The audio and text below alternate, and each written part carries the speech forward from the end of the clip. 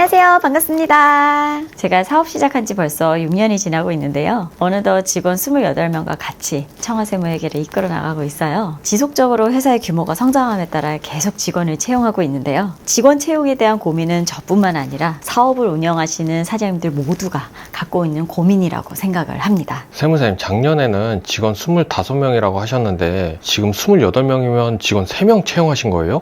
순수하게 3명 늘었다고 해서 3명 채용한 게 아니죠.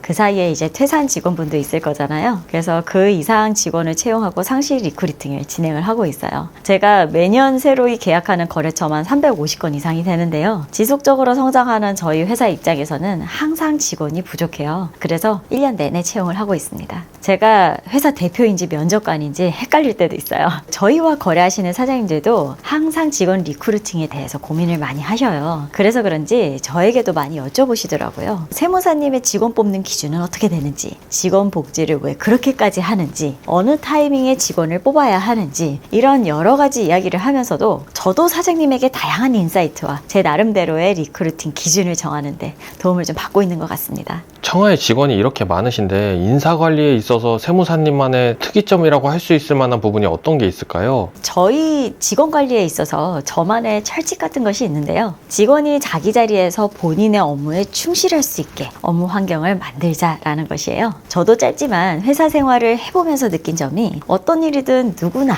그 자리에 있는 사람이 그 회사, 그 업무에 있어서만큼은 전문가로서 인정을 해줘야 한다는 생각이 들더라고요. 스스로 존중받는 느낌이 들고 그래야 거기에서 책임감이 나온다라고 저는 생각을 하거든요. 저는 한 직원분께 할당된 양 이상의 일을 주지 않아요. 회사가 때에 따라서는 일 잘하는 직원에게 일을 더 많이 준다든지 갑자기 일이 많이 들어오면 다 같이 고통 분담을 한다든지 이런 일이 생길 수 있잖아요. 저는 되도록이면 그런 일이 있다 하더라도 기존 직원분한테 부담을 주지 않으려고 조금 노력을 하는 편입니다. 예를 들어 누군가 퇴사를 하게 되면 누군가는 퇴사자가 담당하던 그 일을 해야 하잖아요. 보통 그렇게 되면 기존 직원분들이 그 일을 나눠서 받게 되는데요. 저희는 누가 퇴사한다고 해서 그 직원이 갖고 있던 거래처를 다른 직원에게 절대 뿌리지 않습니다. 최대한 새로운 직원 뽑힐 때까지 저나 팀장님이 들고 있으면서 좀 부담을 하고 그렇게 업무를 진행하고 있어요. 세무사님께서 직원분들을 세심하게 생각하는 게 느껴지는데요. 복지도 어마어마하던데요. 뭐 점심시간 2시간이라든지 뭐 네일아트라든지 이런 것들이요.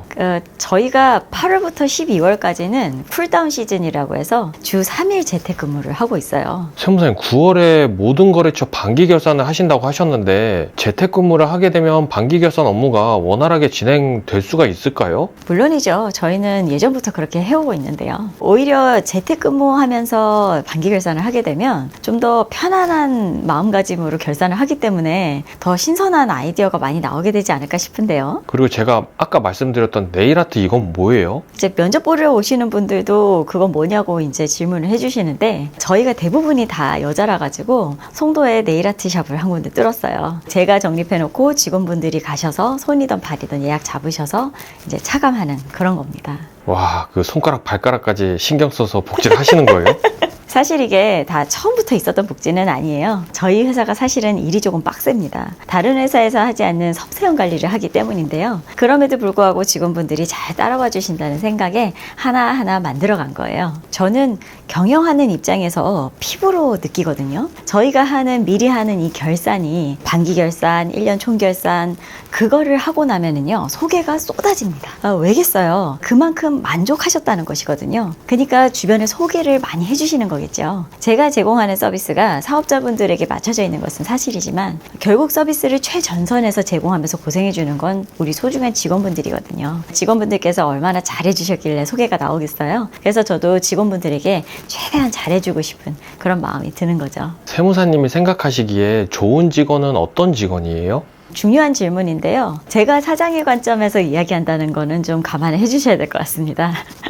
제가 항상 강조하는 것이 저희가 하는 일이 물론 세금에 관련된 서류 작업이 굉장히 많은 부분을 차지하는 업종임에도 불구하고 못지않게 중요한 것이 휴먼 스킬, 이라고 생각을 해요. 결국 사람이 하는 일이기 때문에 소통이 잘 돼야 일이 정확하고 빠르게 진행이 되겠죠. 회사에서 동료 직원과 직장 상사 간의 관계를 조화롭게 이루고, 그리고 업무에 있어서는 적극성을 띠고 본인의 할 일을 뒤로 미루지 않는 그런 분이 더 좋은 퍼포먼스를 낼 수가 있고요. 본인도 취할 수 있는 게 많지 않을까, 이렇게 생각을 해봅니다. 이런 모든 것들이 제가 이전에도 얘기했듯이 전부 태도에 기반한다는 것이에요. 물론 면접 볼 때 이 모든 것을 한 번에 간파하기는 불가능에 가깝습니다. 제가 이 사업을 대하는 태도가 진지하면 자신의 커리어에 대한 자부심을 가진 분들이 와주실 거라고 저는 믿고요. 또 제가 어떻게 하느냐에 따라서 평범한 직원도 적극적인 태도로 우리 회사에서는 좋은 직원이 될 수 있다고 생각을 해요. 그게 누구든 태도만 준비가 되어 있다면 그분이 좋은 직원이 될 수 있게 시스템을 만들고 관리하는 거,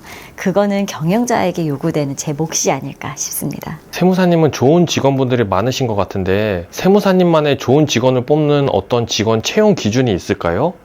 저희 회사가 좋은 회사면은요, 알아서 좋은 직원분들이 모인다고 생각을 해요. 내가 여기에서 커리어를 쌓으면 내 성과에 맞게 리워드도 받을 수 있고 경험상 일에 대한 인사이트도 얻을 수 있다면 능력자라면은 다니고 싶은 회사가 아닐까요? 일단은 좋은 직원 채용 이전에 우리 회사 자체가 좋은 회사가 돼야 되지 않나라는 생각이 먼저 듭니다. 그런 의미에서 자랑 하나 하고 싶은 것이 있는데요. 저희 직원분들은 영앤뷰티이기도 하지만요, 다 일 잘 넣어요. 다니는 동안에 일이 편하다? 결코 그렇지 않습니다. 빡세요. 하지만 청하에서 일을 배우면 다른 데 가서 너 일 좀 하는구나 소리는 들으실 거예요. 그 부분은 장담합니다. 그러면 세무사님께서 생각하시는 좋은 회사는 어떤 회사예요? 물론 저희도 대기업은 아니기 때문에 우리 회사가 좋은 회사다 딱 이렇게 말하기는 좀 어려울 수 있겠습니다만, 사장의 가치관과 비전이 올바르고 그 방향성을 같이 하는 직원의 퍼포먼스, 그리고 그것에 대한 정당한 대가, 이 모든 것들이 조화를 이루어야 좋은 회사와 좋은 직원이 만날 수 있는 것이 아닌가 싶어요. 아무쪼록 우리 사장님들도 좋은 직원 만나셔서 사업의 날개를 다시기를 바라겠습니다. 오늘은 여기까지. 감사합니다.